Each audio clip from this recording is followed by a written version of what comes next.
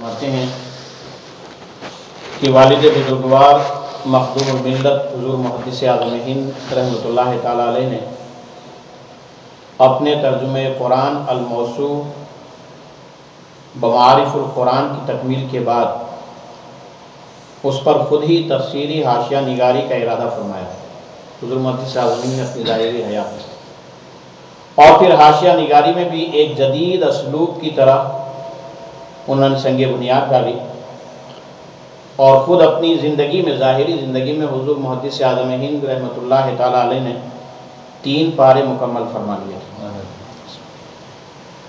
حضور شیخ الاسلام فرماتے ہیں کہ اس میں سے بھی ہمیں صرف ایک ہی پارہ مل سکا، باقی 2 پارے کیا ہوئے، کہاں گئے، کس نے لے لیا، کہاں دبا لیا، یہ خدا ہی بہتر جانے۔ 2 پارے نہیں مل سکے جو اپنے ہاتھ سے حضور محدث اعظم نے تحریر فرمائے، 1 پارہ ملا۔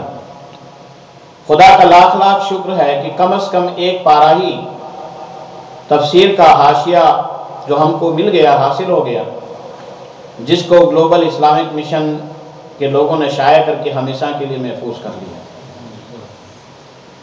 اس 1 پارے ہی کا دیکھ لینے والا حاشیہ نگاری کے سلسلے میں حضور قبلہ گاہی حضور محدث اعظم ہند رحمۃ اللہ تعالیٰ علیہ کی طرز تحریر اور اسلوب نگاری سے اچھی طرح واقف ہو جاتا ہے، پھر اس کی روشنی میں کوئی صاحب علم اس کو آگے بڑھا سکتا ہے۔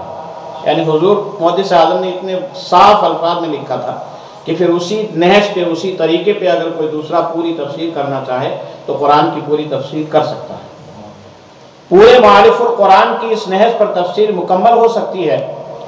ہاں یہ ضرور ہے کہ یہ محنت کا کام ہے اور اس کے لیے کافی فرصت درکار ہے۔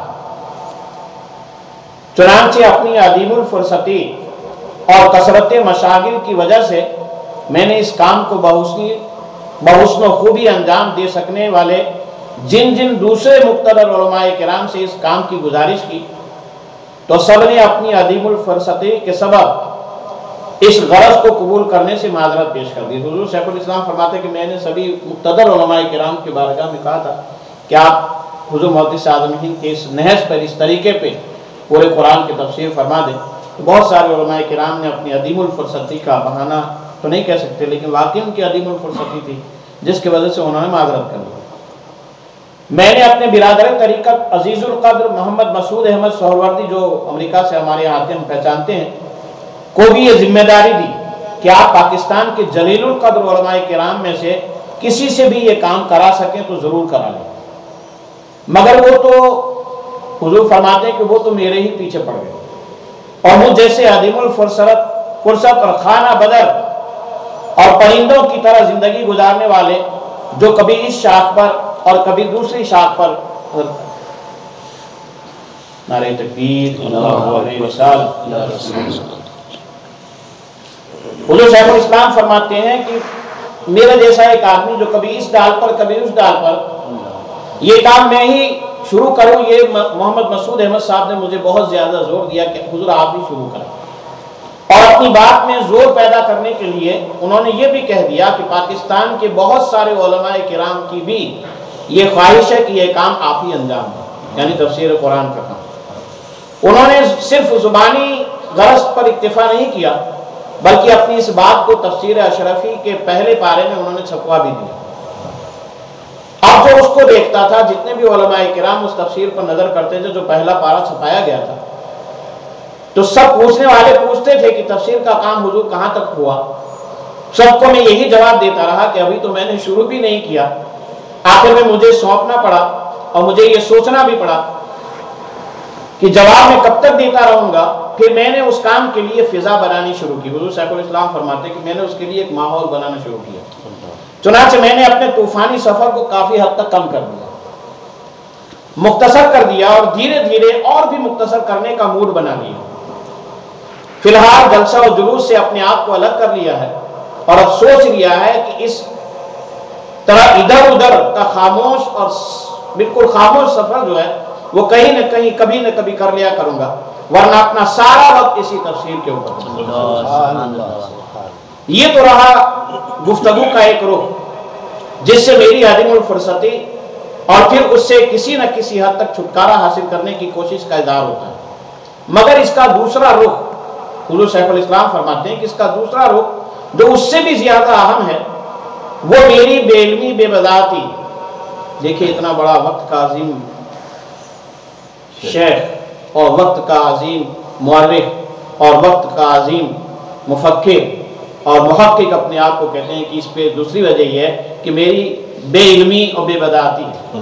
مجھ جیسا ایک عوامی خطیب جس کے مخاطبین میں علوم دینیہ سے بے بہرہ لوگوں کی کثرت ہوتی ہے، اس سے مدرسین اور مصنفین کا کام لینا، پڑھنا پڑھانا، لکھنا لکھانا، جن کی فطرت ثانیہ بن گئی ہے وہ، اور جن کے شب و روز علوم و فنون پر مشتمل کتابوں کے مطالعے میں گزر رہے ہوں، یقیناً ایک حیرت ناک اور پوری نہ ہو سکنے والی خواہش کے سوا کچھ نہیں.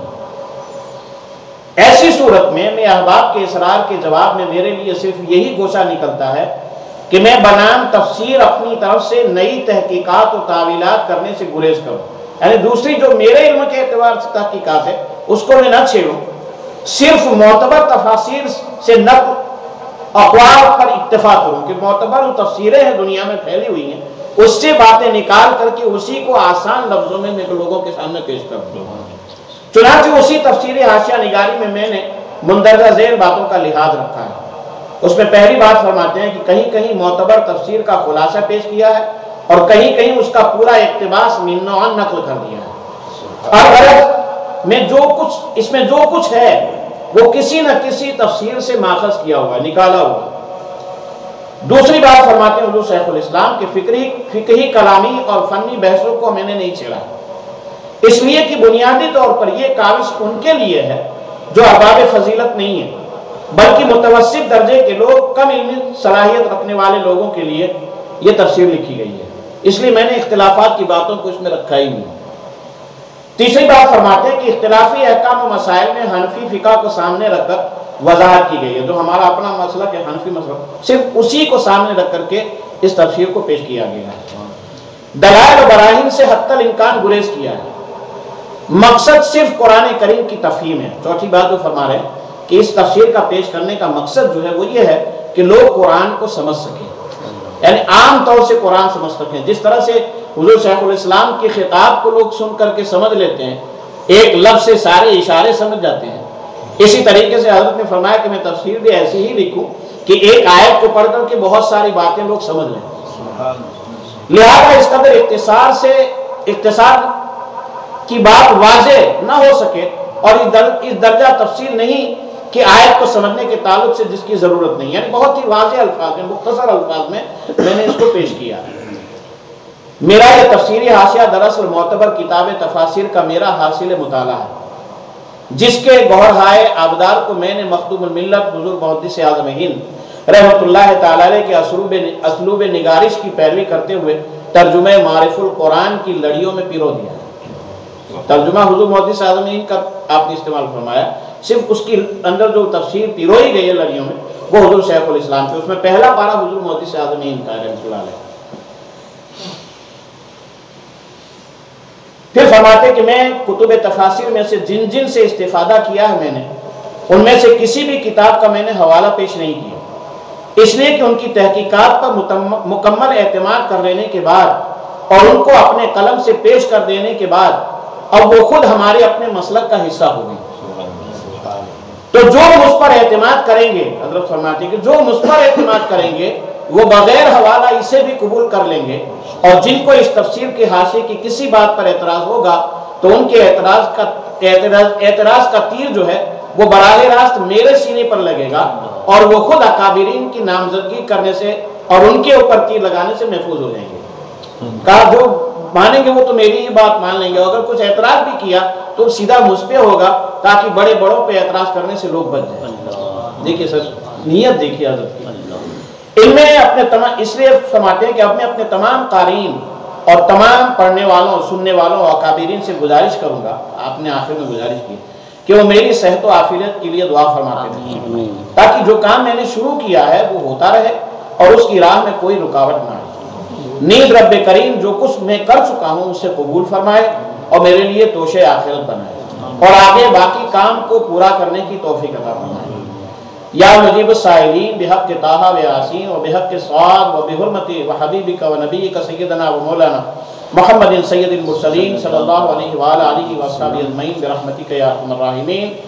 فقیر اشرفی و گدائے جیلانی ابو الحمزہ سید محمد مدنی الاشرفی الجیلانی جانشین مخدوم الملت حضور محدث عالمین. یہ تو حضور شیخ الاسلام کا تفسیر شروع کرنے سے پہلے اپنی طرف سے جو معروضہ تھا وہ بھی پیش کر دینا ضروری تھا تاکہ وہ بھی آپ لوگوں کے ذہن میں رہے. اب آئیے سورہ فاتحہ کے حوالے سے جو بات ارشاد فرما رہے ہیں اس کو ہم شروع کرتے ہیں. بسم اللہ الرحمن الرحیم. سورۃ الفاتحہ قرآن پاک کی سب سے پہلی سورہ جس کا نزول مکہ مکرمہ میں ہوا اور کہا جاتا ہے کہ مدینہ منورہ میں بھی ہوا. اس میں 7 آیتیں 27 کلمے اور 140 حروف ہیں جن کی کوئی آیت نہ ناسخ ہے نہ منسوخ ہے. اس سورت کا نام جو ہے سورہ فاتحہ ہے کہ ایک روایت میں وحی کا سلسلہ اسی سے شروع ہوا. دوسرا نام جو ہے وہ فاتحۃ الکتاب ہے کیونکہ قرآن کریم اسی سے شروع کیا گیا. اور تیسرا نام ام القرآن ہے کیونکہ سارے قرآن کے مضامین کی بنیاد اسی میں لکھی گئی. چوتھا نام اس کا سورۃ الکنز ہے کیونکہ سارے قرآن کے مضامین کی بنیاد اسی میں لکھی گئی ہے. چوتھا نام سورۃ الکنز ہے کیونکہ سارے قرآن کی دولت کا خزانہ یہی ہے. اور پانچواں نام سورہ کافیہ ہے یعنی نماز میں دوسری صورتوں کے بدلے میں اس کو پڑھنا کافی ہے لیکن اس کے بدلے میں کسی اور سورہ کو پڑھنا کافی نہیں ہو سکتا. چھٹا نام سورہ واقعہ ہے کہ جب یہ سورت نماز میں پڑھی جائے گی تو پوری پڑھی جائے گی, صرف 2-3 آیتوں پر اکتفا نہ کیا جائے گا.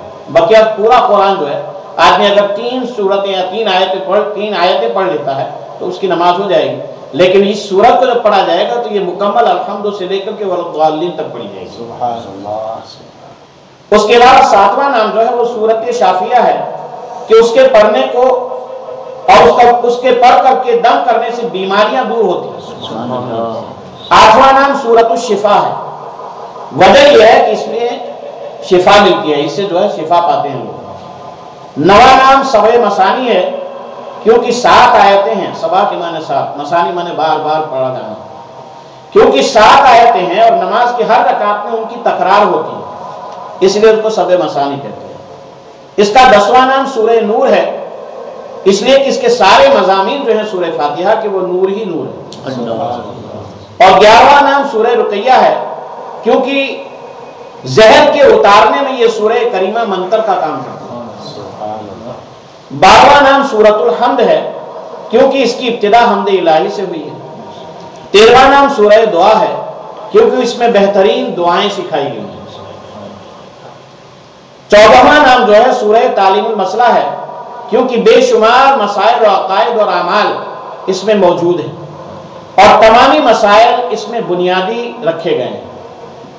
15واں نام جو ہے سورہ مناجات ہے کیونکہ اس سورہ کریمہ کا سارا مضمون بندے کے اپنے رب سے مناجات ہے.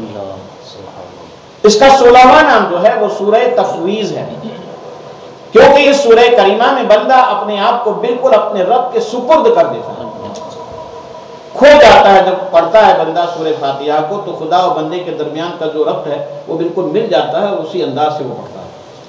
اس کا 17واں نام سورہ سوال ہے کیونکہ بندہ اس سورہ شریفہ کی تلاوت کے وقت پورا سائل ہو جاتا ہے, اپنے مولا کی بارگاہ میں سوال کرنے لگتا ہے. 18واں نام ام الکتاب ہے کیونکہ ہر آسمانی کتابوں کا جوہر اس میں موجود ہے. 19واں نام فاتحۃ القرآن ہے کیونکہ قرآن کی ابتدا اسی سے ہے. اور یہ نام دوسرا نام جو فاتحۃ الکتاب ہے یہ دونوں کا معاملہ ایک ہی ہے اور دونوں کا معنی بھی ایک ہے, فاتحۃ الکتاب یا فاتحۃ القرآن. اور اس کا 20واں نام جو ہے وہ سورہ صلاۃ ہے کیونکہ نماز اس کے بغیر ہو ہی نہیں سکتی اس لیے اس کو سورہ صلاۃ کہتے ہیں.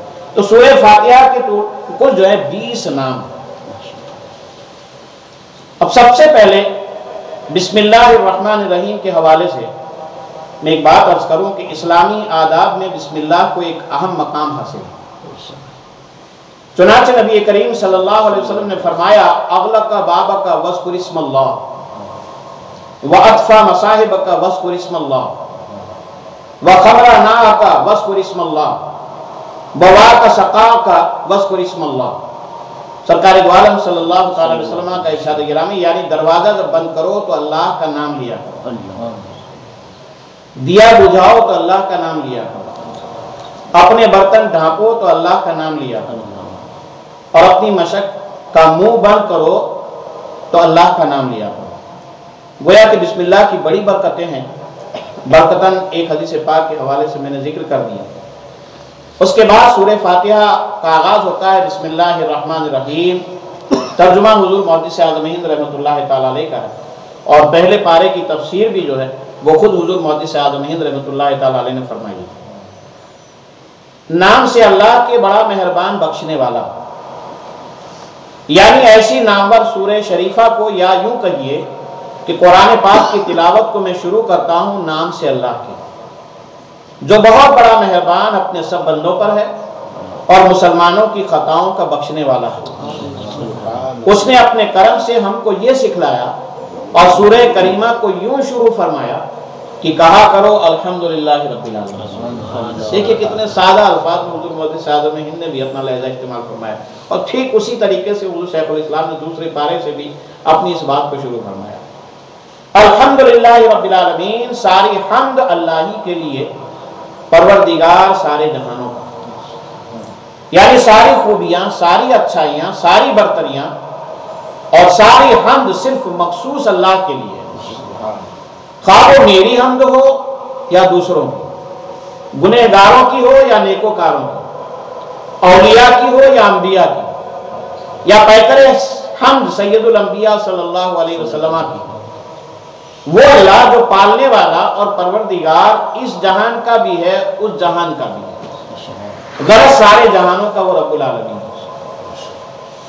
اور رحمان الرحیم، بڑا مہربان بخشنے والا، اور اپنے سب بندوں پر بڑا مہربان ہے، مومن ہو یا کافر سب پر مہربانی فرماتا ہے، اور قیامت کے دن مسلمانوں میں گنہگاروں کو وہی بخشنے والا ہے۔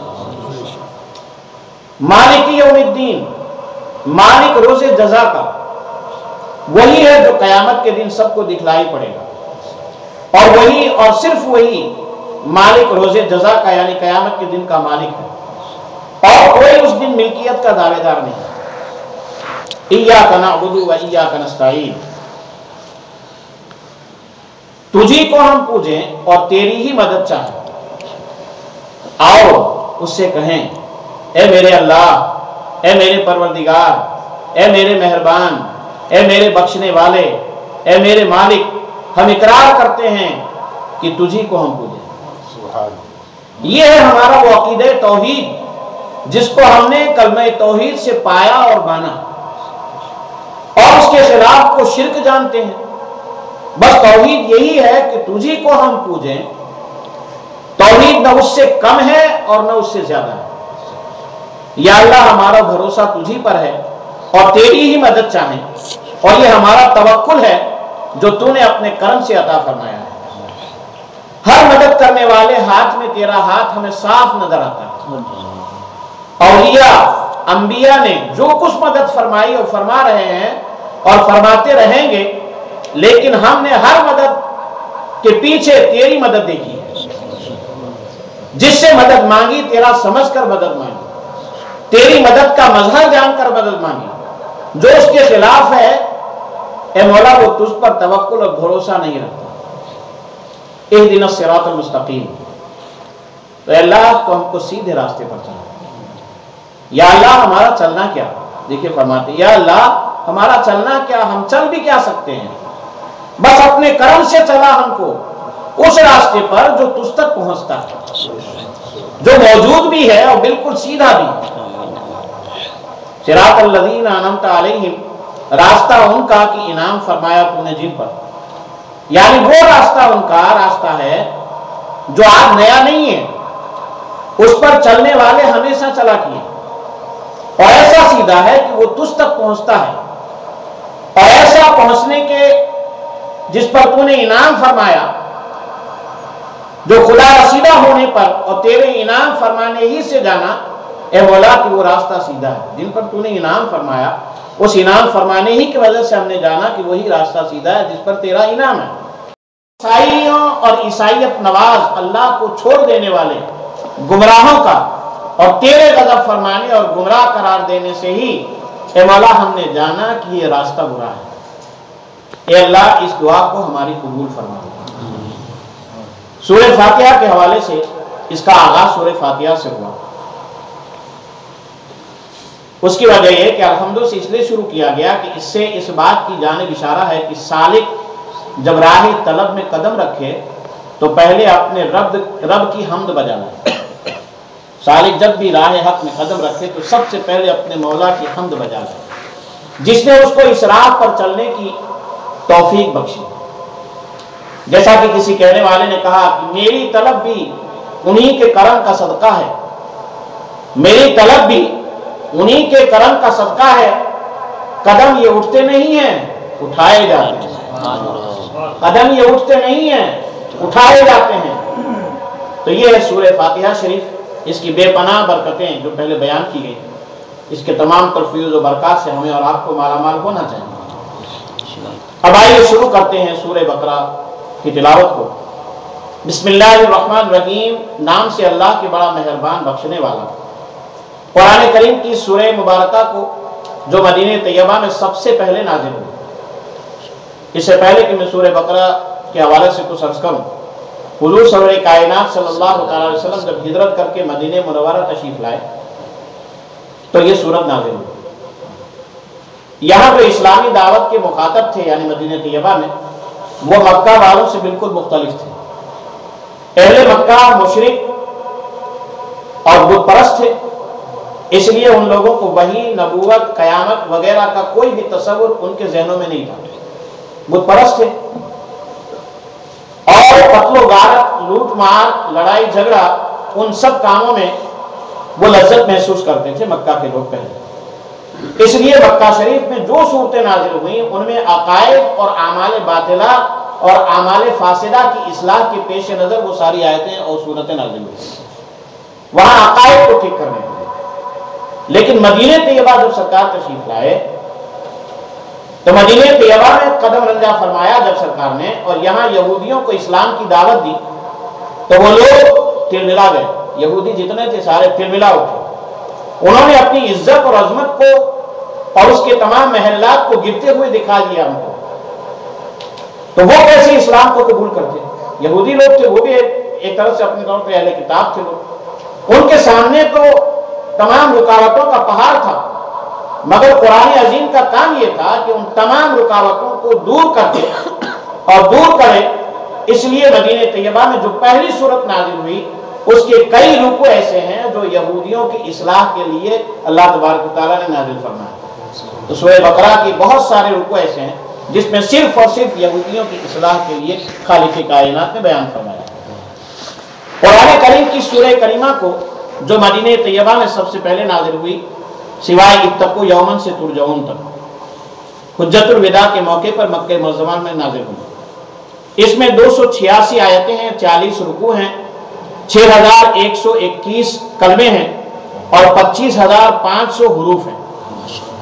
ان میں 1000 کاموں کا حکم ہے اور 1000 کاموں سے روکا گیا ہے، 1000 حکمتیں سکھائی گئی ہیں اور 1000 خبریں دی گئی ہیں۔ جس کے پڑھنے میں بڑی برکت ہے شیطان اس سے بھاگتا ہے، اس کے پڑھنے سے قرآن ہمیشہ یاد رہتا ہے۔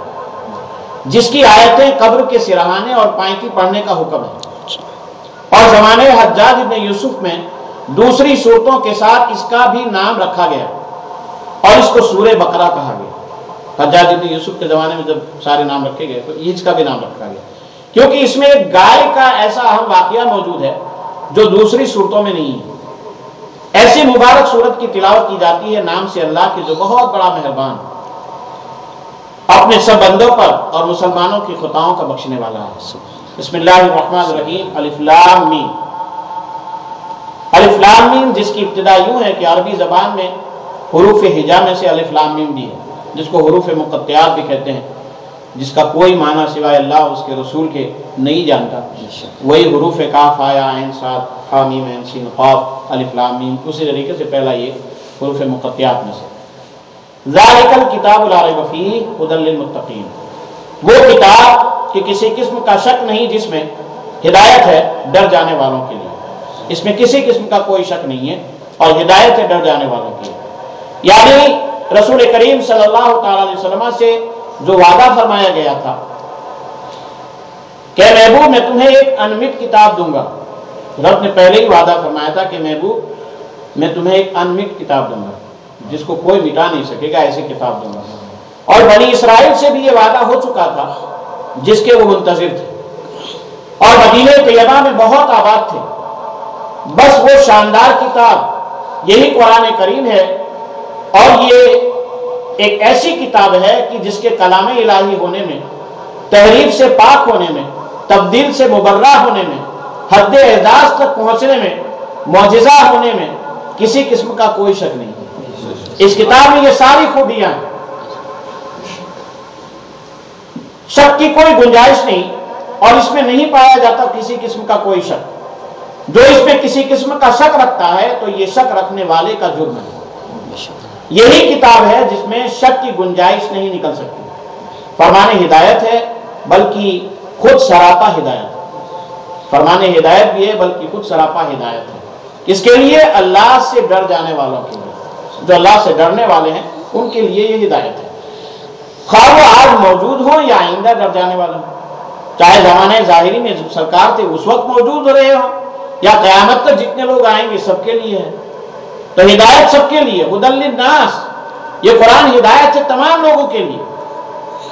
اور یہ کیا فرمایا، ہدی للمتقین، یہ قرآن ہدایت ہے متقیوں کے لیے، پرہیزگاروں کے لیے۔ اب اس کی وضاحت مفسرین فرماتے ہیں کہ جب دو الگ طرح کی بات پیدا ہوتی ہے، ہدی للناس کہہ کر کے سارے لوگوں کی ہدایت کا قرآن اعلان کر رہا ہے، اور ایک جگہ ہدی للمتقین کہہ کر کے متقی لوگوں کی ہدایت کا اعلان کر رہا ہے، تو دونوں میں الگ باتیں نظر آتی ہیں۔ اس کی وجہ کیا ہے؟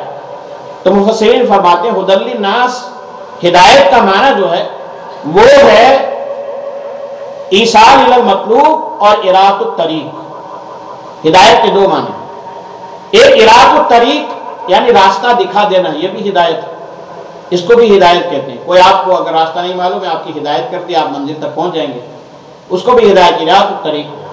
اور ایصال الی المطلوب، ہدایت کا ایک معنی ہے ایصال الی المطلوب، یعنی ہمارا جو مقصد ہے، جو مطلوب ہے، وہاں تک ہم کو پہنچا دیں۔ ایک آپ کو ڈائریکشن دے دے، فلاں فلاں جگہ سے ایسے جانا، آپ پہنچ جائیں گے، آپ کو ہدایت کر دی، آپ پہنچ گئے۔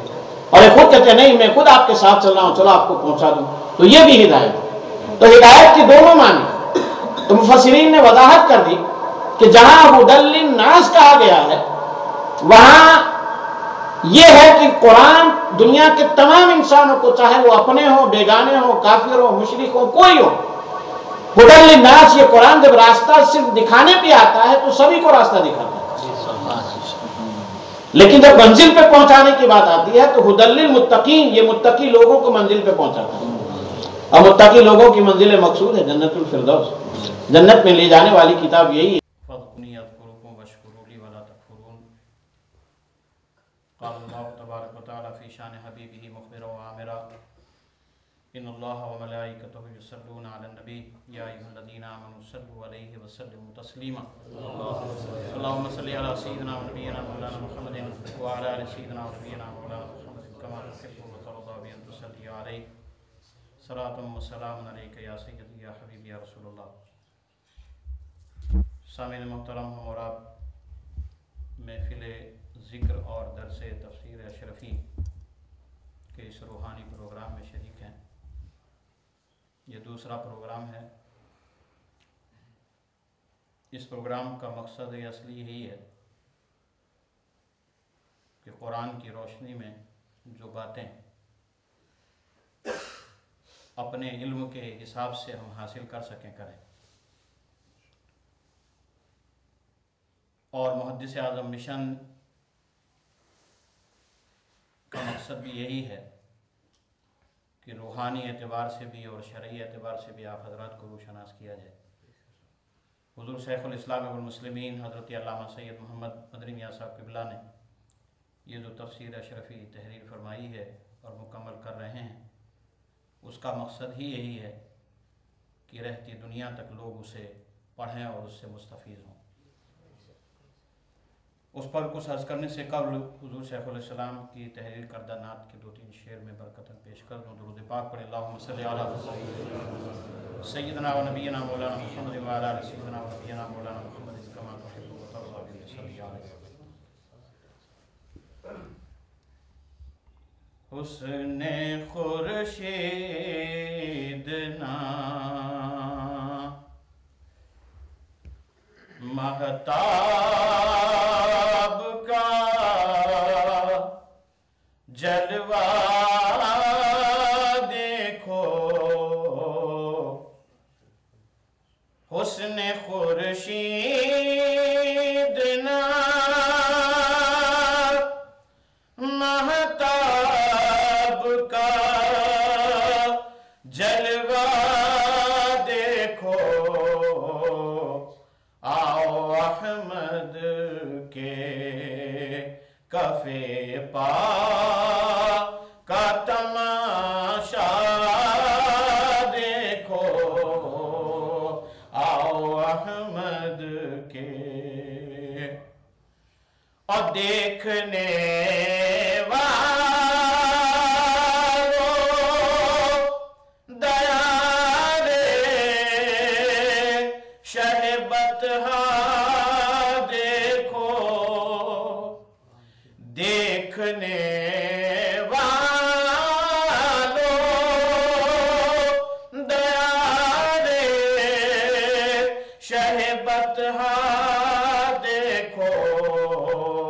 فرش کی گود میں ہے عرش معلا دیکھو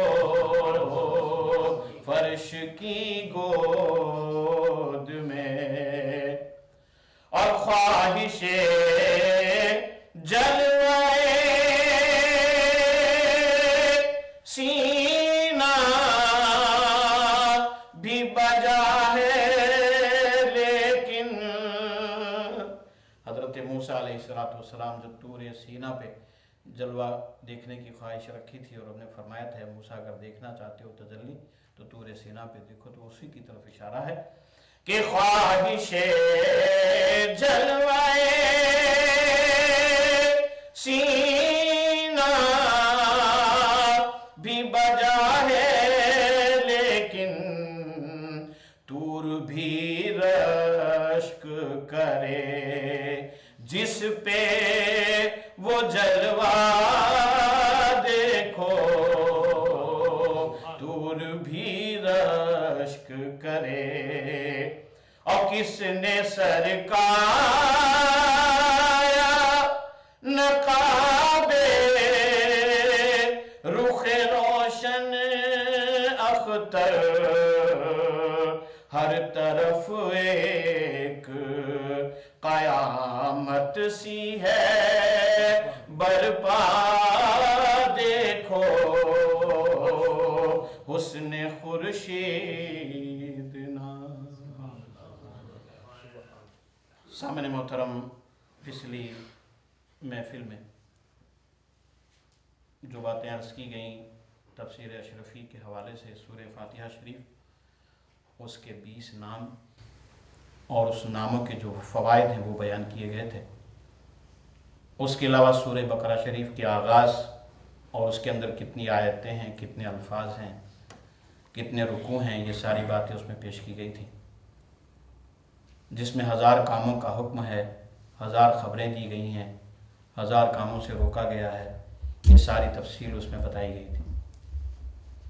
لیکن چند باتیں جو تھیں وہ ضروری تھی، اس میں فرمایا گیا تھا ہدی للمتقین کا، اس کے حوالے سے تھوڑی سی بات میں نے عرض کی تھی۔ ہدی للمتقین کا معنی لغت میں ہے جعل النفس فی وقایتہ مما یخاف، یعنی اپنے نفس کو ہر اس چیز سے محفوظ کرنا جس سے ہمیں تکلیف کا اندیشہ ہو۔ ہدی للمتقین، تقویٰ کی ایک پہچان یہی ہے کہ اپنے نفس کو ایسے چیزوں سے محفوظ کرو جس سے ہمیں نقصان پہنچنے کا اندیشہ ہو۔ اور ایک اور بھی معنی بتایا گیا ہے جو بہت ہی آسان معنی ہے، فرماتے ہیں کہ التقوی اللہ یراک اللہ حیث نہاک ولا یفقدک حیث امرک۔ ایک تقوی کا معنی یہ بھی بیان کیا گیا ہے، یعنی تیرا رب تجھے وہاں نہ دیکھے جہاں جانے سے اس نے تجھے روکا ہے، اور اس مقام سے تجھے غیر حاضر نہ پائے جہاں جانے کا اس نے تجھے حکم دیا ہے، جہاں جانے سے روکا ہے بندہ وہاں نہ رہے، یہ بھی ایک تقویٰ ہے، اور جہاں جانے کا حکم دیا ہے وہاں وہ حاضر رہے، یہ بھی ایک تقوی کی پہچان۔ اب جہاں جانے کا حکم دیا ہے سارے فرائض شرعیہ، واجبات، سنن سب کچھ آ گیا، اور جس سے روکا گیا ہے وہ ساری نفی کی چیزیں آ گئی۔ اسی لیے قرآن نے ایک جگہ فرمایا ما آتاکم الرسول فخذوہ وما نہاکم عنہ فانتہوا، جو رسول تمہیں دیں اسے لے لو، اور جس سے رسول روکے رک جاؤ۔ تو ایک تقویٰ کی پہچان یہ بھی بتائی گئی، اور پھر اس میں فرمایا گیا تھا کہ جو ایمان والے ہیں ان کی پہچان کیا ہے، ان کی نشانیاں کیا ہیں۔ تو ایک بات فرمائی گئی تھی ایمان بالغیب کے بارے میں کہ یؤمنون بالغیب، ایک تو غیب پر ایمان رکھتے ہیں، ایمان والوں کی پہچان یہ تھی۔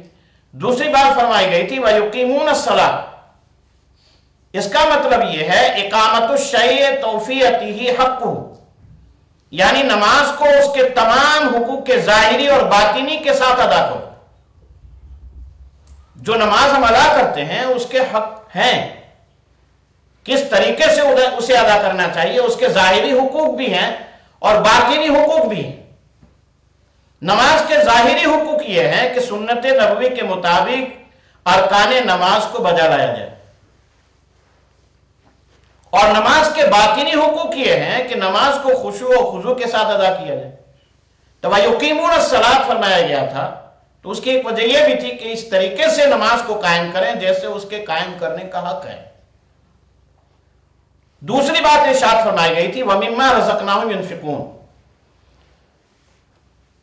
تو جو رزقناہم کہا گیا تھا اس سے مراد رزق ہے۔ تو رزق کا لغت میں معنی ہے النصیب والعطاء یطلق علی حسی والمعنوی، ایک رزق کا معنی یہ ہے، یعنی رزق کہتے ہیں بخشش کو، چاہے وہ حصی ہو یا معنوی ہو۔ حصی سے مراد اپنے جسم کا حصہ ہو، جیسے مال ہے، اولاد ہے، گھر ہے، جائیداد ہے، ہم ہیں تو اسے بسایا ہے، ہم ہیں تو اولاد ہے، یہ حصی رزق ہے جو اللہ نے ہمیں دیا۔ اور ایک معنوی رزق ہے، اس کے متعلق یہ ہے کہ علم ہے، آپ کا نالج ہے، آپ کی اللہ تبارک و تعالیٰ سے معرفت ہے، شریعت سے قرب ہے، یہ بھی ایک رزق کا حصہ ہے۔ تو وَمِمَّا رَزَقْنَاهُمْ يُنْفِقُونَ، اب وَمِمَّا رَزَقْنَاهُمْ يُنْفِقُونَ کو اگر سامنے رکھیں تو گویا کہ رب نے ہمیں ظاہری طور پہ جو دیا ہے اس میں سے بھی ہم راہ خدا میں خرچ کریں، اور جو معنوی طور پہ دیا ہے علم و معرفت، جو کچھ ہمیں اپنے نالج دیا ہے، اللہ نے اسلام کا نالج دیا ہے، وہ ایک دوسرے میں منتقل کریں، یہ بھی راہ خدا میں خرچ کرنا ہے۔ جیسے اللہ نے مجھے توفیق دی، میں آپ کے سامنے شیئر کر رہا ہوں، آپ سن رہے ہیں، سن کر کے آپ دوسروں کو شیئر کریں، تو رب نے یہ بھی ایک طریقے سے ہمیں ذریعہ دیا ہے۔ وَمِمَّا رَزَقْنَاهُمْ يُنْفِقُونَ سے مراد یہ بھی ہے۔ اور دوسری بات فرمائی گئی تھی کہ تقوی والے جو ہوتے ہیں وہ آخرت پر یقین رکھنے والے ہوتے ہیں، وَبِالْآخِرَةِ هُمْ يُوقِنُونَ کہا تھا۔ تو وَبِالْآخِرَةِ هُمْ يُوقِنُونَ یہ ہے، یوقنون لفظ ایقان سے بنا ہے، اور ایقان العلم بانتفاء الشک والشبہۃ عنہ، یعنی علم کی وہ پختگی جس میں کوئی بھی شک و شبہ کا گزر نہ ہو، یہ یقین ہے۔ آپ کا علم ایسا ہو کہ جس میں نہ کسی قسم کا شک ہو نہ شبہ ہو، اور قرآن نے پہلے ہی ارشاد فرما دیا کہ یہ ایسی کتاب ہے جس میں کسی قسم کے شک و شبہ کی گنجائش نہیں ہے۔ تو یہ پچھلی چند باتیں ضروری تھی جس کو بیان کرنا ضروری تھا، چونکہ پہلی جو محفل ہم نے ریکارڈ کی گئی تھی اس میں تھوڑی باتیں جوائن کرنی تھی، اس کو بعد میں نے دیکھا اور اسی کے مطابق جو ضروری تھی وہ میں نے چیزیں بیان کر دی۔ اب رب تبارک و تعالیٰ کا ارشاد گرامی، بسم اللہ الرحمن الرحیم، دوسرے رکوع کا آغاز ہوتا ہے۔ وَمِنَ النَّاسِ مَن يَقُولُ آمَنَّا بِاللَّهِ وَبِالْيَوْمِ الْآخِرِ وَمَا هُمْ بِمُؤْمِنِينَ يُخَادِعُونَ اللَّهَ وَالَّذِينَ آمَنُوا وَمَا يَخْدَعُونَ إِلَّا أَنفُسَهُمْ وَمَا يَشْعُرُونَ فِي قُلُوبِهِم مَّرَضٌ فَزَادَهُمُ اللَّهُ مَرَضًا وَلَهُمْ عَذَابٌ أَلِيمٌ بِمَا كَانُوا يَكْذِبُونَ۔ دوسرے رکوع کا آغاز ہوتا ہے اور یہاں سے جو ہے چند منافقین کا ذکر ہو رہا ہے۔ پہلے مومنین کی پہچان بتائی گئی، پھر کافروں کی نشاندہی کر دی کہ کافر کیسے ہیں، وہ اولئک علی ھدی من ربہم واولئک هم المفلحون کے بعد کافروں کا ذکر کیا گیا تھا، اور اس کے بعد جو ہے ومن الناس من یقول، یہاں سے چند منافقین کا ذکر ہو رہا ہے۔ تو ومن الناس من یقول آمنا باللہ وبالیوم الآخر وما هم بمؤمنین، اور عامیوں میں سے کوئی کہتا ہے کہ مان چکے ہم لوگ اللہ کو اور پچھلے دن کو، وما هم بمؤمنین، اور قرآن کہہ رہا ہے حالانکہ نہیں ہے وہ ماننے والوں میں سے، وہ اپنے طور پہ کہہ رہے ہیں لیکن قرآن ان کے لیے جو ہے رزلٹ دے رہا ہے وما هم بمؤمنین، یہ ماننے والوں میں سے نہیں ہے۔ اب یہ منافقین کی ایجاد کب ہوئی، منافقین کب سے ہوئے؟ تفسیروں میں آتا ہے کہ یہ جو منافقین ہے یہ ہجرت سے پہلے منافقین کا نام و نشان تک نہیں تھا۔ سرکار کی مکہ مکرمہ کی زندگی میں منافقین نہیں تھے، تفسیروں میں آتا ہے، کیونکہ اس وقت مسلمان ہونا گویا ہر قسم کے خطرات کو مول لینے کے برابر تھا۔ جب تک مکہ میں اسلام پروان چڑھتا رہا تو مکہ میں تو اس قدر سختی تھی کہ اگر اسلام لانے کے بعد اگر کسی کا اسلام کھل جاتا ہے تو لوگ انہیں پریشان کر دیتے تھے، ان کے اوپر طرح طرح کی سختیاں ڈھاتے تھے، اس لیے وہاں تو منافقین کا کوئی سوال پیدا نہیں ہوتا۔ وہاں تو صرف وہی لوگ ایمان و اسلام قبول کرتے تھے جو اللہ تعالیٰ اور اس کے رسول پر اپنی جان و مال، اولاد، غرض کی سب کچھ قربان کر دینے کو اپنی سب سے بڑی سعادت سمجھتے تھے۔ وہاں تو وہی لوگ ایمان قبول کرتے تھے جنہیں نہ اپنی فکر ہوتی تھی، نہ اپنے بال بچوں کی فکر ہوتی تھی، نہ اپنی جائیداد کی فکر ہوتی تھی، بس ایک اور ایک چیز تھی کہ اللہ کے رسول نے جو ایمان کی دولت ہمیں عطا فرما دی ہے اس کو بچاؤ۔ اس لیے وہاں منافقین کا کوئی مسئلہ نظر نہیں آتا۔ لیکن فرماتے کہ یہ لوگ جو تھے، اس سے پتہ چلا کہ یہ سارے منافق ہجرت کے بعد پیدا ہوئے، سرکار جو مدینہ طیبہ میں تشریف لائے وہاں جو ہے ان لوگوں کا نفاق کھلنے لگا۔ تو انہی کے متعلق فرمایا جا رہا ہے کہ اور جاہلوں عامیوں میں سے جو سوجھ بوجھ نہیں رکھتے، کوئی مثلا عبداللہ ابن ابی اور حد بن قیس اور معتبہ ابن قشیر وغیرہ بکتا رہتا ہے اور یہ زبان سے کہتا ہے کہ مان تو چکے ہم لوگ اللہ کو، وَمِنَ النَّاسِ مَن يَقُولُ آمَنَّا بِاللَّهِ، مان تو چکے ہم اللہ کو، اس پر ایمان لے آئے، پچھلے دن کو قیامت پر بھی ایمان لا چکے، حالانکہ سچ یہ ہے کہ نہیں ہے وہ ماننے والوں میں سے۔ قرآن نے فرما دیا وہ ماننے والوں میں سے نہیں ہے۔ ماننا دل کا کام ہے، اس لیے کہ جاننا جو ہے وہ عقل کا کام ہے اور ماننا دل کا کام ہے، زبان کا نہیں۔ زبان سے آپ علم لے سکتے ہیں لیکن اسے قبول کرنا یہ دل کا کام ہے۔ جو ان کی زبان پر ہے اس کا دل میں کوئی اثر نہیں ہے، اور وہاں ایسے منافق تھے کہ جو کچھ ان کی زبان پہ ہے اس کا ان کے دل پر کوئی اثر نہیں تھا۔ اسی لیے قرآن نے کہا وما ہم بمؤمنین، یہ ایمان والے نہیں ہیں، اگرچہ اقرار کر رہے ہیں کہ ایمان لائے اللہ پر بھی آخرت پر بھی، لیکن یہ مومن نہیں ہے۔ تو پھر کیا کرتے ہیں یہ لوگ؟ قرآن خود ہی ارشاد فرما رہا ہے یخادعون اللہ والذین آمنوا وما یخدعون الا انفسهم وما یشعرون۔ ان کا مقصد یہ ہے کہ دھوکہ دینا چاہتے ہیں اللہ کو اور مسلمانوں کو، اور نہیں دھوکہ دیتے مگر اپنے آپ کو۔ قرآن نے پھر فیصلہ فرما دیا، وہ اگرچہ چاہتے ہیں کہ اللہ کو مسلمانوں کو دھوکہ دے رہے ہیں لیکن وہ ان دونوں کو دھوکہ نہیں دے سکتے، نہ اللہ کو کوئی دھوکہ دے سکتا ہے، نہ اللہ کے رسول کے ماننے والوں کو کوئی دھوکہ دے سکتا ہے، بلکہ وما یخدعون الا انفسهم، اور انہیں دھوکہ دیتے ہیں مگر نہیں دھوکہ دیتے مگر اپنے آپ کو، وما یشعرون، اور دھوکہ خود دے بھی رہے ہیں لیکن انہیں اس کا احساس نہیں، وہ محسوس ہی نہیں کرتے کہ ہم کیا کر رہے ہیں۔ وہ تو بس دھوکہ دینا چاہتے ہیں اللہ کو، اور سمجھتے ہیں کہ اگر ہم نے رسول پاک کو دھوکہ دے دیا تو نہیں دھوکہ دیتے مگر اپنے آپ کو، اپنے فریب میں خود ہی پھنسے رہتے ہیں اور پلے سرے کے احمق ہیں۔ کون؟ منافقین، کہ وہ اس کو محسوس ہی نہیں کرتے کہ اللہ عالم الغیب و شہادہ ہے۔ وہ یہ بھی نہیں سوچتے کہ جن کے بارے میں ہم سوچ رہے ہیں دھوکہ دینے کی، وہ تو ہمارے دلوں کے خطرات کا بھی جاننے والا ہے۔ اللہ عالم الغیب و شہادہ ہے، اس سے ان کے دل کی باتیں کیسے چھپ سکتی ہیں؟ اپنے پیغمبروں کو اس نے ان کے دلوں کے خطرات سے آگاہ کر رکھا ہے، اپنے نبیوں کو تو خود غیب کی خبریں دے کر کے ان کے دلوں کی باتیں بیان کر دی، تو انہیں کیا دھوکہ دے سکتا ہے؟ مسلمانوں کو ان کے رسول نے ان کا سارا حال بتا دیا، نبی خود اللہ کے دیے ہوئے علم سے جانتا ہے کہ کون منافق ہے کون سچا مسلمان ہے، اور جس کو رسول نے بتا دیا تو ان کے بتانے سے مسلمانوں نے بھی جان لیا کہ کون منافق ہے کون مسلمان ہے. تو نہ اللہ کو دھوکہ دے سکتے ہیں، نہ رسول کو دھوکہ دے سکتے ہیں، نہ مومنین کو دھوکہ دے سکتے ہیں، بلکہ وہ خود اپنے آپ کو دھوکہ دیتے ہیں.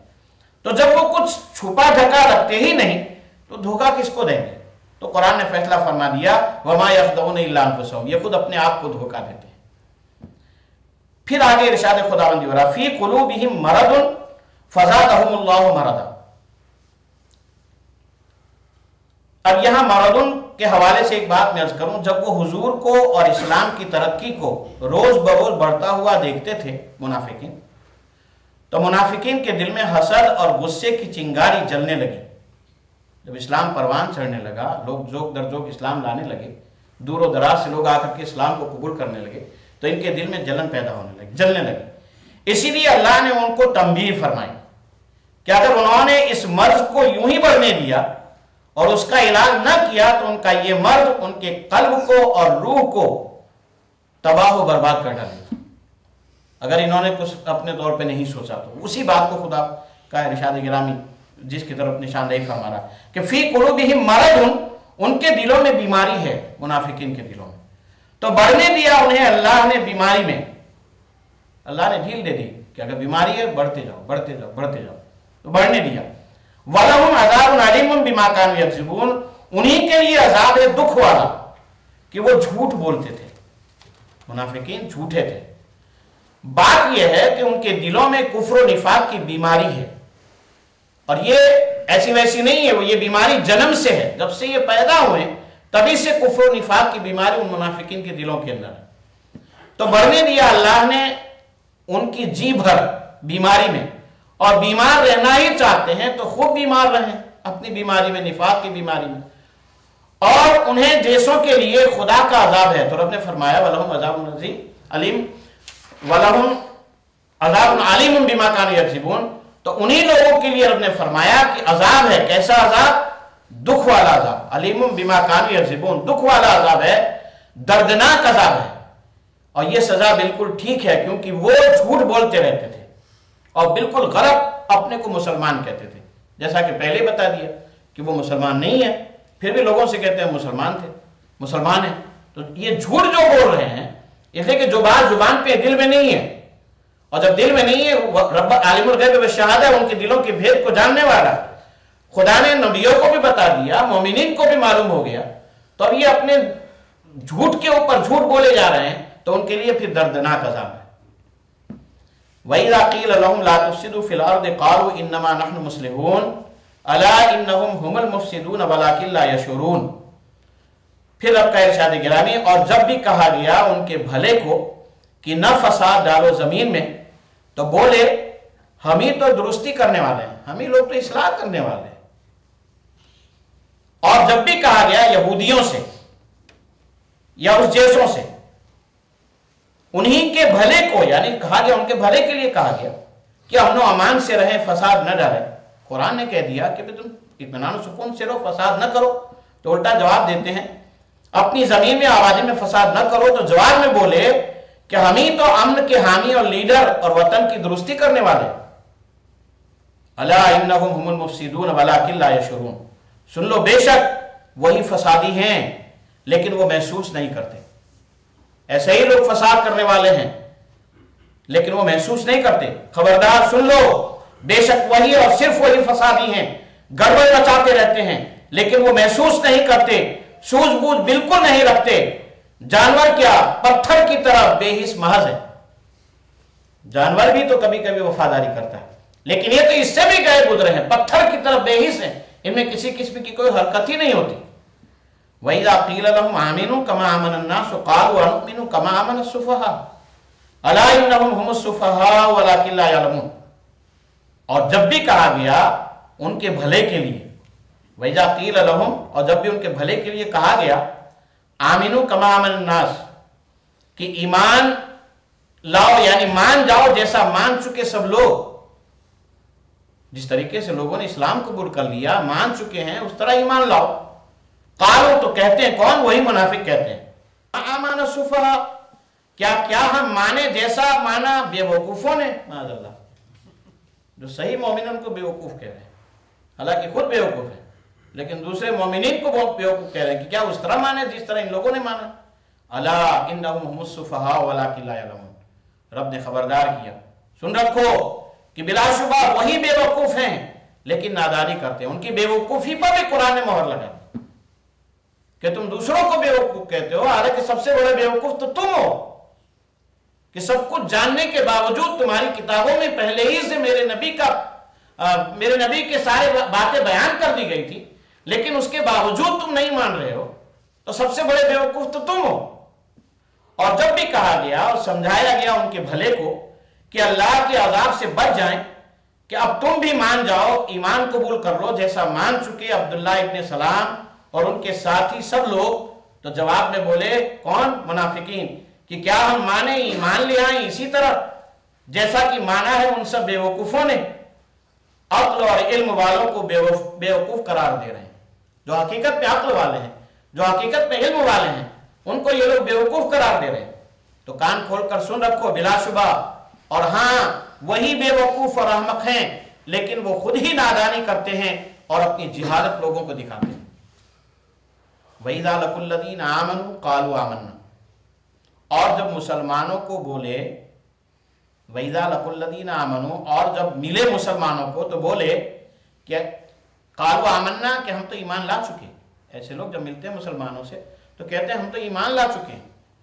वइज़ा खलऊ इला शयातीनिहिम, और जब अकेले हुए अपने शैतानों के पास, मुनाफिकीन के पास जब मिल गए, क़ालू इन्ना माकुम इन्नमा नहनु मुस्तहज़िऊन, तो अपने लोगों से कहने लगे कि बेशक हम तुम्हारे साथ हैं, बस हम तो हंसी मजाक करने वाले हैं, इस्तिहज़ा करने वाले कहते हैं।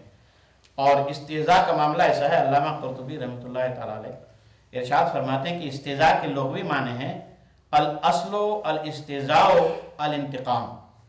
फरमाते हैं कि इस्तिहज़ा का माना है इंतकाम लेना, सजा देना। तो इस्तिहज़ा का माना एक तो मजाक उड़ाना भी है और दूसरा माना सजा देना भी है। तो इसमें दो मरतबा यस्तहज़िऊन इस्तिहज़ा का माना है, एक तो मुस्तहज़िऊन आया है और आगे अल्लाह यस्तहज़िऊ आएगा। तो अल्लाह यस्तहज़िऊ जब आएगा तो यहाँ माना बदल जाएगा। वहाँ जो मुस्तहज़िऊन है वो लोगों का मजाक उड़ाते हैं, उस माने में हम लगे कि मजाक उड़ाते हैं। लेकिन जब इसी लफ्ज़ को अल्लाह की तरफ हम जब कुरान से पढ़ेंगे तो उसका माना बदल देंगे। अल्लामा कुर्तुबी फरमाते हैं कि इस्तिज़ा का एक माना ये भी है कि सजा देना, यानी वो लोग अगर मजाक करते हैं तो अल्लाह यस्तहज़िऊ बिहिम, तो अल्लाह उनको उनके मजाक की सजा देता है। तो ये माना होगा। और जब काब बिन अशरफ, अबू बरदा असलमी, इब्नुल अस्वद शामी, अब्दुद्दार जहमी और औफ बिन आमिरी वगैरह मुनाफिकीन, ये सारे मुनाफिकीन थे बड़े बड़े, ये मिले किनसे? सिद्दीक़ अकबर रज़ी अल्लाह तआला अन्हु से, फारूक आज़म रज़ी अल्लाह तआला अन्हु से और दीगर सहाबाए किराम वगैरह से, यानी मुसलमानों को। तो कहने लगे कि आखा, आप तो सिद्दीक़ हैं। हंसते हुए कहने लगे क्या बात है, आप तो सिद्दीक़ हैं, पैगंबर इस्लाम के यार गार हैं, बड़ी शान वाले हैं। सैयदना सिद्दीक़ अकबर से इस तरह से बोले। और क्या कहना उमर का कि कुफ्र और कुफ्फार से बेजार हैं, कुफ्र से भी बेजार है और कुफ्फार से भी बेजार है। अल्लाह अल्लाह अली शेर खुदा हैं, हैदर कर्रार हैं, और अली मुर्तजा के कहने पर कि तुम भी वाकई मुसलमान हो जाओ, उसके बाद जब ये बात होने लगी तो जो बात फरमाई जा रही तफसीर के हवाले से, इससे पता चलता है कि मौलाए कायनात ने फरमाया कि तुम भी ईमान ले आओ जैसे लोग ईमान लाए। तो बोले हम सच्चाई के साथ ईमान ला चुके हैं। तो कहने लगे हम तो सच्चाई के साथ ईमान ला चुके हैं, हमारे और आपके ईमान में कोई फर्क नहीं है। कौन? ये मुनाफिकीन कहते हैं। और जब वही मुनाफिकीन अकेले हुए तन्हाई में अपने शैतानों और शरीरदारों के पास, यानी अपने दोस्तों के पास जब वो पहुंचे तो कहने लगे कि हमारी उन बातों से तुम पर कोई असर न लो, यानी हमने जो सैयदना सिद्दीक़ अकबर से, फारूक आज़म से और दीगर सहाबाए किराम के दरमियान जो हमने कहा कि हम सही ईमान ले आ चुके हैं, सच्चे मोमिन है, तो हमारी इन बातों का तुम असर न लो, तुम खूब जानते हो कि बेशक हम तुम्हारे ही साथ हैं। देखिए मुनाफिकीन से इस तरह की बातें करते हैं और हमेशा के साथ ही, ये नहीं कि साथ हैं, हमेशा के साथ ही। तुमको हमारी मजाक की आदत मालूम है? कहते हैं कि तुम्हें तो पता है कि हमारी मजाक की आदत क्या है, हम किसी को कुछ भी कह देते हैं, तो तुम हमारी बातों का असर न लो, हम तुम्हारे ही साथ हैं। मुसलमानों को जो बातें हुई उसमें बस हम तो उनसे अपनी आदत के मुआफिक हंसी मजाक करने वाले हैं। कहा कि हमने तो सिर्फ मजाक किया उनसे, اور جو کچھ کہا مذاق میں کہا. یہ لوگ سمجھتے ہیں کہ ہنسی مذاق کر کے مسلمانوں کو ذلیل کر رہے ہیں، حالانکہ وہ سمجھ رہے تھے اپنے طور پہ کہ ہم تو مذاق اڑا رہے ہیں مسلمانوں کے ساتھ، تو ان کو ذلیل بھی کر رہے ہیں، وہ یہ سوچ رہے تھے. لیکن رب نے فرمایا اللہ یستہزئ بہم ویمدوہم فی طغیانہم یعمہون، اور اللہ خود ذلیل کرتا ہے انہیں اور ڈھیل دیتا ہے انہیں کہ اپنی سرکشی میں وہ بھٹکتے رہیں. اللہ چھوڑ دیتا ہے. حالانکہ اللہ خود ذلیل کرتا ہے انہیں کہ دنیا میں مسخرے کہلائیں. اللہ نے انہیں چھوڑ دیا. آج بھی وہ دیکھیں آپ پوری دنیا کے اندر ان کا مذاق بنا ہوا ہے، مسخرے کہلائیں، اور آخرت میں مسلمانوں کی جنت دیکھ دیکھ کر ذلیل ہوں. دنیا میں بھی ان کو ذلت ہوگی، اور آخرت میں جب مومنین کو جنت میں جانے کا پروانہ ملے گا تو اس وقت بھی یہ مسلمانوں کی جنت میں یہ پروانہ دیکھ کر کے میدان محشر میں بھی ذلیل ہوں کہ ان کی دنیا بھی ذلت اور رسوائی میں گزر رہی ہے، اور آخرت میں بھی ان کو ذلیل اور رسوائی ہونا ہے. اور اللہ ہنسی مذاق نہیں کرنے دیتا بلکہ ڈھیل دیتا ہے انہیں کہ اپنی بدزبانی، چھیڑ چھاڑ اور سرکشی میں بھٹکتے رہیں. اللہ اپنی گرفت سے تھوڑا سا انہیں ڈھیل دے دیتا ہے کہ جو بکنا ہے بکو، آخرت میں تمہارے لیے کچھ نہیں ہے. اور اپنی ذلت کا سامان زیادہ سے زیادہ جمع کرتے رہیں. رب فرماتا ہے کہ ڈھیل دے دیا، تم اپنی ذلت کا سامان اکٹھا کرو، آخرت میں پتہ چلے گا کہ اس کا کیا بدلہ ملنے والا ہے. اولئک الذین اشتروا الضلالۃ بالہدی، یہ وہ ہیں منافقین جنہوں نے خریدا گمراہی کو ہدایت کے بدلے. قرآن تو ھدی للمتقین بن کے آیا تھا، ھدی للناس بن کے آیا تھا. یہ متقیوں کے لیے بھی ہدایت ہے اور قیامت تک آنے والے لوگوں کے لیے بھی ہدایت ہے. اور میں نے پچھلے مرتبہ میں عرض کیا تھا کہ ہدایت کی دو معنی ہیں، ایک ہے ایصال الی المطلوب اور ایک ہے ارادۃ الطریق. ایصال الی المطلوب کہتے ہیں کہ جس منزل کی ہمیں تلاش ہے وہاں تک کوئی راستہ دکھا دے، تو یہ بھی ایک دکھانا ہے. اور ایک ہے منزل تک پہنچا دینا. کسی نے ہم سے کہا ہمیں فلاں جگہ جانا ہے، تو ہم نے کہا چلو ٹھیک ہے میں بھی جا رہا ہوں، میں تم وہاں تک پہنچا دیتا ہوں. تو ایک ہدایت کا معنی یہ بھی ہے. تو ھدی للناس جو ہے اس معنی میں قرآن قیامت تک لوگوں کو صحیح راستہ دکھاتا رہے گا. صراط مستقیم کیا ہے اس کا پورا معاملہ جو ہے، صراط مستقیم جو ہے وہ دکھاتا رہے گا قرآن. اس معنی میں قرآن ھدی للناس ہے. لیکن جب منزل پہ پہنچانے کی بات آتی ہے، جنت میں پہنچانے کی بات آتی ہے، اس معاملے میں قرآن ھدی للمتقین، صرف متقی ہی لوگوں کو جنت تک پہنچائے گا، راستہ قیامت تک سب کو دکھائے گا. لیکن ہدایت متقیوں کے لیے جب بات آئے گی، منزل تک پہنچانے کی بات آئے گی، تو یہ قرآن وہاں تک ہمیں متقیین کو، جو صحیح مومنین ہیں، ان کو ساتھ لے کر کے جائے گا. تو اولئک الذین اشتروا الضلالۃ بالہدی، یہ وہ ہیں جنہوں نے خریدا گمراہی کو ہدایت کے بدلے، منافقین. فما ربحت تجارتہم وما کانوا مہتدین، تو نہ فائدہ دیا ان کی تجارت نے اور نہ تھے وہ اس راہ سے آگاہ. ان کی تجارت کیا تھی؟ تجارت تو معنی یہ ہے کہ جس چیز کو ہدایت کو قرآن نے انہیں دیا تھا اس کے بدلے میں انہوں نے گمراہی لے لی. یعنی دنیا کے بدلے میں انہوں نے آخرت کا نہیں سوچا بلکہ دنیا ہی لے لی، آخرت کا خیال نہیں کیا. تو قرآن فرماتا ہے تو نہ فائدہ دیا ان کی تجارت نے اور نہ تھے وہ اس راہ سے آگاہ. ان کو صحیح پتہ ہی نہیں تھا، اس لیے کہ قرآن نے تو پہلے ہی بتا دیا ختم اللہ علی قلوبہم وعلی سمعہم وعلی ابصارہم غشاوہ. تو جب یہ ساری چیزیں ان کے لیے تھی تو ان کے لیے تو وہ راہ بند ہو چکی تھی. یہ سارے کافر وہ ہیں جنہوں نے خریدا کفر اور گمراہی کو ہدایت کے بدلے. اللہ نے تو ہدایت فرمائی اس کو دے ڈالا، اس کو نہیں قبول کیا، اور جس کو گمراہی بتایا اسے خرید لیا. قرآن نے جس راستے کو گمراہ راستہ بتایا تھا انہوں نے لے لیا، اور جس کو ہدایت بنا کر کے بھیجا تھا پورے قرآن کو، تو قرآن کو چھوڑ دیا، آج تک چھوڑے ہوئے ہیں. تو ان کا انجام یہ ہوا کہ نہ فائدہ دیا ان کی تجارت نے اور بالکل وہ خسارے میں پڑ گئے، نقصان ہی نقصان میں پڑ گئے. آج تک پڑے ہوئے، قیامت تک پڑے رہیں گے. اور خسارے کی وجہ ظاہر ہے کہ نہ تھے وہ اس تجارت یعنی راہ سے آگاہ. تجارت سے مراد وہ اسلام کے صحیح راستے سے آگاہ ہی نہیں ہوئے تھے کہ اسلام کیوں آیا ہے. نہ ان کو یہی معلوم تھا کہ ہدایت کتنی قیمتی چیز ہے. اگر وہ یہ جانتے کہ ہدایت کتنی عظیم شے ہے تو وہ فوراً ہدایت کو قبول کر لیتے. اس لیے کہ جب قبول کرنے والے قبول کرنے پر آئے تو حضرت بلال حبش سے رہ کر کے آ کر کے مومن ہو گئے. حضرت سہیب روم سے آ کر کے ایمان لے آئے.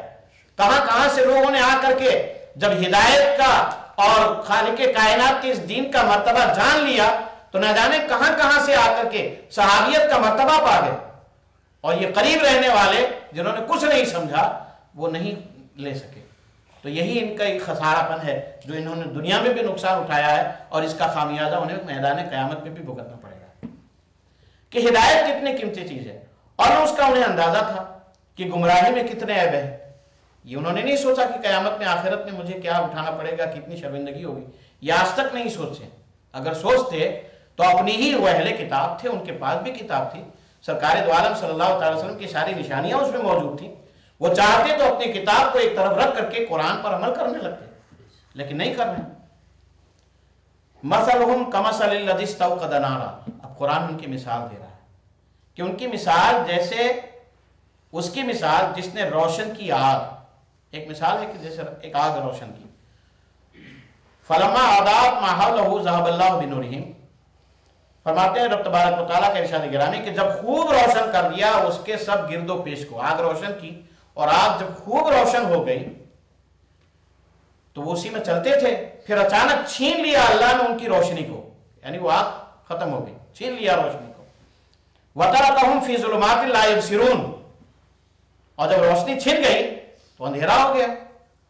اندھیرے میں کیا ہوتا ہے، اور چھوڑ دیا انہیں اندھیریوں میں کہ انہیں کچھ نہ سوجے، تو پھر اللہ نے انہیں تاریکیوں میں چھوڑ دیا کہ انہیں قیامت تک کچھ سجا ہی نہیں دے گا۔ یعنی ان کی مثال ایسے ہے، بالکل اس شخص کی مثال ہے جس نے اندھیرا مٹانے کے لیے آگ روشن کی کہ اس کی روشنی میں چلے، تو اس کی روشنی نے خوب روشن کر دیا اور اچھی طرح چمکا دیا اس کے سب گرد و پیش کو، ساری جگہ کو، ہر طرف روشنی ہی روشنی پھیل گئی۔ جس طرح کی اسلام نے اپنے نور سے سارے عالم کو منور فرما دیا، تو اس روشنی سے مراد دین اسلام ہے کہ اسلام جب آیا تو ساری تاریکیاں ختم ہو گئی، کفر ختم ہو گیا، دشمنیاں ختم ہو گئیں، ایک خاندان کی دوسرے خاندان سے پشت تک جو دشمنی چلی آ رہی تھی وہ ختم ہو گیا، تو ہر طرف نور ہی نور ہو گیا، اسلام کی روشنی پھیل گئی۔ تو یہ روشنی مراد، یہ بھی مفسرین فرماتے ہیں کہ یہاں آگ سے مراد جو ہے، روشنی سے مراد اسلام کی روشنی ہے۔ اور پھر کیا ہوا، اچانک چھین لیا اور ضبط کر لیا اللہ نے ان کی روشنی کو، جو نئے منافقین تھے ان کی روشنی کو اچانک چھین لیا، اور ہر طرف سیاہی دوڑ گئی، یعنی کفر میں پھر آ گئے، پلٹ گئے، اور اندھیرا چھا گیا، تو چھوڑ دیا انہیں اللہ نے اسی اندھیروں میں، پھر اللہ نے انہیں چھوڑ دیا اسی تاریکی میں کہ انہیں راستہ کچھ بھی نہ سوجھے، کوئی راستہ نہ دکھائی دے، یعنی فتح اسلام پر کچھ رائے ہو اور عارضی شکست پر کچھ رائے ہو، ہر بات پر جمے رہنا بھائی، اس طرح کی کوئی باتیں ان کے اندر نہیں پائی جاتی تھی کہ اس حق کو قبول کرتے، باطل کو چھوڑ دیتے، صحیح اسلام کا راستہ اس پہ چلنے لگتے، جو غلط راستہ اس کو چھوڑ دیتے، یہ ساری باتیں ان میں سے ختم ہو گئی۔ اور یہ کیوں ختم ہو گئی، قرآن اس کی وجہ بیان فرما رہا، صم بکم عمی فہم لا یرجعون، بہرے ہیں، گونگے ہیں، اندھے ہیں، تو وہ نہیں ہیں باز آنے والے، ان کے اندر یہ ساری چیزیں، ان کے کان ہیں لیکن جب پیغام حق سننے کا حق ادا نہیں کرتے تو پھر وہ بہرے ہیں، حق کا سچا اقرار نہیں کرتے تو پھر وہ گونگے ہیں، قبول نہیں کرتے تو گونگے ہیں، حق کو دیکھ نہیں سکتے تو اندھے ہیں۔ تو یہاں سمم بکم عمی سے مراد یہ ہے کہ نہ انہیں حق دکھائی پڑتا ہے، نہ حق سن سکتے ہیں، اور نہ حق قبول کرتے ہیں، تو وہ سچائی کی طرف آنے کی استعداد کھو چکے ہیں۔ جب یہ ساری چیزیں ان میں سے ختم ہو گئی تو اب سچائی کے راستے کی طرف ان کے اندر آنے کی کوئی طاقت نہیں ہے، وہ کھو چکے ہیں، اور کبھی بھی اپنے گمراہیوں سے نہیں ہے باز آنے والے، یہ قیامت تک ایسے ہی رہیں گے۔ جو ان کی عادت 1400 سال 1500 سال پہلے تھی وہی آج بھی ہے، مسلمانوں کے لیے ان کے اندر جو جیلسی اور دشمنی تھی وہ بھی جو اس وقت بھی تھی آج بھی ہے، اور ہم دیکھ رہے ہیں اپنی آنکھوں سے۔ تو پھر اب کا ارشاد گرامی ہے کہ او کصیب من السماء فیہ ظلمات ورعد وبرق یجعلون اصابعهم فی آذانهم من الصواعق حذر الموت واللہ محیط بالکافرین۔ رب کا ارشاد گرامی، یا جیسے بارش ہو، دوسری مثال، پہلی مثال تو دوسری مثال، یا جیسے بارش ہو آسمان سے جس میں تاریکیاں ہیں، جو برسات ہوتی ہے تو اندھیرا چھا جاتا ہے، تاریکیاں ہیں، ورعد وبرق، اور کڑک ہے اور چمک بھی ہے، بادل گرجتے بھی ہیں، کڑکتے بھی ہیں، اور بجلی بھی چونکتی ہے اس وقت، تو وہ کڑک بھی ہے، چمک بھی ہے، تو کیا کرتے ہیں، یجعلون اصابعهم فی آذانہم، تو ٹھونس لیتے ہیں اپنی انگلیوں کو اپنے کانوں میں، من الصواعق حذر الموت، कड़क से, मौत से बचने को डरते हुए वो ठोंस लेते हैं। वल्लाहु मुहीतुम बिल काफिरीन, और अल्लाह घेरे में लिए हुए है काफिरों को। ये ना समझे कि वो आजाद है। वल्लाहु मुहीतुम बिल काफिरीन, ये कयामत तक का हुक्म है कि अल्लाह काफिरों को घेरे हुए है, और एक दिन उनके घेरे में लेकर के ऐसा बदला उनको दिया जाएगा कि जिसका वो दुनिया में तसव्वुर भी नहीं कर रहे हैं। उसकी वजाहत में हुजूर शेखुल इस्लाम हुजूर मुहद्दिस आज़म हिंद रहमतुल्लाहि तआला अलैह फरमाते, चूंकि पहला पारा उसकी तफसीर हुजूर मुहद्दिस आज़म हिंद रहमतुल्लाहि तआला अलैह की है, वो अपनी जुबान में फरमाते हैं कि या उसे याद करो कि दो शख्स मदीने तैयबा से मुर्तद होकर के मक्का भागे और रास्ते में बारिश और बिजली की कड़क और तारीकी में फंस गए और लौट कर अपनी परेशानियां बयान की। जब वो वापस आए तो अपनी परेशानियां बयान की कि कान में उंगलियों की डांट लगाने पर भी पनाह नहीं मिलती थी। कहा ऐसी बारिश और ऐसी कड़क थी कि हम लोग जा रहे थे मक्का की तरफ, लेकिन हमें इस कदर सख्त आवाज आ रही थी कि कान में उंगली डालते थे फिर भी हमें तकलीफ होती थी, और हम अगर अपने कुफ्र पर रहते तो मौत से छुटकारा ना मिलता। बाद में आने के बाद वो ईमान सही तरीके से ले आए। कहा कि अगर हम उस वहां कुफ्र में रहते तो फिर मौत के बगैर हमें चारा नहीं मिलता, और इसी हाल में हम मर जाते। बस यहूद और मुनाफिकीन और कुफार की यही मिसाल है। यहूदियों की भी यही मिसाल है, काफिरों की भी यही मिसाल है, और मुनाफिकीन की भी यही मिसाल है कि जैसे बारिश हो आसमान से, जैसे इस्लाम ही अल्लाह ताला की बारिश रहमत है। यहाँ बारिश से मुराद इस्लाम है, जो अल्लाह की रहमतों की बारिश हम पर इस्लाम के जरिए मिल रही है। अगर इस्लाम ना होता तो हम इस जगह पे ना बैठे होते, लेकिन इस्लाम की बरकतें, उसकी बारिश की रहमतें हैं जो आज हम यहाँ बैठे हुए हैं। जिसमें तारीकियां हैं, जिसको कुफ्र और दलालत की तफसील समझो, और इस्लाम के साथ कुफ्र और दलालत गुमराही है, ये तारीकी है। और कड़क है कि इसमें हैबत भी है, इस्लाम में एक चाहो जलाल भी है। ये इस्लाम की कड़क है। अगर उसको देखना है तो सैयदना फारूक आज़म रज़ी अल्लाह तआला अन्हु की जिंदगी पढ़े कि वो इस्लाम लाने के बाद वो तलवार जो कभी कुफ्फार और मुशरिकीन का साथ देते हुए चलती थी, जब इस्लाम ले आए तो वो कुफ्फार और मुशरिकीन की गर्दन काटती हुई नजर आई। और चमक है, लेकिन इस्लाम में चमक भी है। क्या है? हिदायत की रोशनी उसमें है। तो एक ही इस्लाम के अंदर सारी चीजें मौजूद हैं। और जो कुफ्फार उसमें फंसे तो उनका ये हाल है कि ठोंस लेते हैं अपनी उंगलियों को और डांट लगा लेते हैं अपने कानों में। क्यों? बार बार कड़क से। कि अब भी लोग आज देख रहे हैं हम लोग कि लोग अपने कानों में उंगलियां डाल करके मुसलमानों के पीछे पड़े हुए हैं। वो नहीं सोचते कि क्या कर रहे हैं, उनको तो बस फिक्र है कि ये मुसलमान अगर खड़े हो गए तो हमारा क्या होगा। हैबत इस्लाम और शौकत दीन बर्दाश्त नहीं कर सकते ये लोग। इसमें उन्हें अपनी मौत नजर आती है, इसीलिए वो बदहवासी की हरकत करते रहते हैं। मौत से बचने को और डर लगा है कि कहीं मर न जाए, और अल्लाह अपने घेरे में लिए हुए है। इस तरह काफिरों को घेरे में लिए हुए है कि उनके निकल भागने का कोई रास्ता ही नहीं है। यकादुल बर्क़ु यख्तफ़ु अब्सारहुम कुल्लमा अज़ा लहुम मशौ फ़ीह व इज़ा अज़लम अलैहिम क़ामू वलौ शाअ अल्लाहु लज़हब बिसमइहिम व अबसारिहिम इन्नल्लाहा अला कुल्लि शैइन क़दीर। आखिर आयत करीमा और उसके हवाले से चंद बात।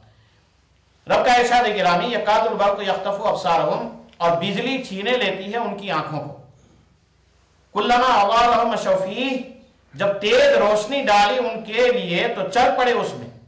वइज़ा अज़लमु अलैहिम क़ामू, और जब अंधेरा डाला उन पर तो खड़े रह गए। वलौ शाअ अल्लाहु लज़हब बिसमइहिम व अबसारिहिम, कि अगर चाहता अल्लाह यकीनन छीन लेता उनकी समात को भी और उनकी आंखों को भी। अल्लाह ने तो सिर्फ ये चाहा कि उंगली डाल दी तो बच गए, लेकिन अल्लाह चाहता तो तुम्हारी समात वैसे ही ले लेता, तुम्हारी आंखों की रोशनी भी ले लेता। क्यों? इसलिए कि इन्नल्लाह अला कुल्लि शैइन क़दीर, बेशक अल्लाह हर चाहे पर कुदरत वाला है। जो चाहता है वो करता है, हर चाहे पर कुदरत वाला है। वो इस हाल में है कि बिजली छीने लेती है उनकी आंखों को, चकाचौंध से आंखें अंधी हो ही जा रही हैं। जब बिजली कौंधी और तेज रोशनी डाली उनको दिखाई नहीं पड़ रहा है तो 2 कदम चल पड़े उसमें, यानी उसकी रोशनी में। और जब कौन जाती रही बिजली और बुझ जाती थी और अंधेरा डाला और तारीकी छा गई उन पर, तो फिर वो खड़े हो जाते थे और खड़े रह गए। और यकीनन उनकी बेईमानियां और बदअमलियां उनकी मुस्तहिक थी कि अगर उनको सजा देने के लिए अल्लाह चाहता तो यकीनन छीन लेता और खत्म कर देता। सख्त कड़कों से अल्लाह चाहता तो सारे यहूदी को खत्म कर देता। जैसे दूसरे अज़ाब आए, बहुत सारी कौमें तबाह और बर्बाद हो गई, उन्हें भी तबाह कर देता। लेकिन रब ने उन्हें तो छोड़ दिया क़यामत तक के लिए, और क़यामत में उनका जो बदला होगा वो होगा उनकी समात को। तो वो बहरे हो जाते और बिजलियां कौन कर उनकी आंखें अंधी हो जाती, क्योंकि अल्लाह के चाहने पर कौन सी रोक लगा सकता है कोई? अल्लाह जो चाहता है करता है। बल्कि बेशक अल्लाह ताला हर चाहे पर जो कुछ वो चाह ले सब कुदरत वाला है, उसको कर सकता है। बेशक उसके चाहे कुछ नहीं हो सकता और उसके चाहने पर सब कुछ हो सकता है।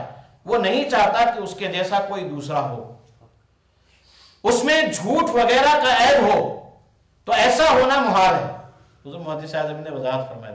इस पे लोगों ने बहुत सारे तफसीरों में ये कहा, इससे पता चला कि माज़अल्लाह अल्लाह झूठ भी बोल सकता है। लेकिन हुज़ूर मोहम्मद साहब ने फरमाया कि खुदा अपनी एक मिसाल रखता है, वो चाहता ही नहीं कि कोई झूठा हो। तो जब नहीं चाहेगा तो अल्लाह हर चाहे पर कुदरत वाला। जब झूठ उससे मुहाल ही है तो अल्लाह से फिर झूठ मुमकिन ही नहीं है। तो ऐसा होना मुहाल है, कभी नहीं हो सकता।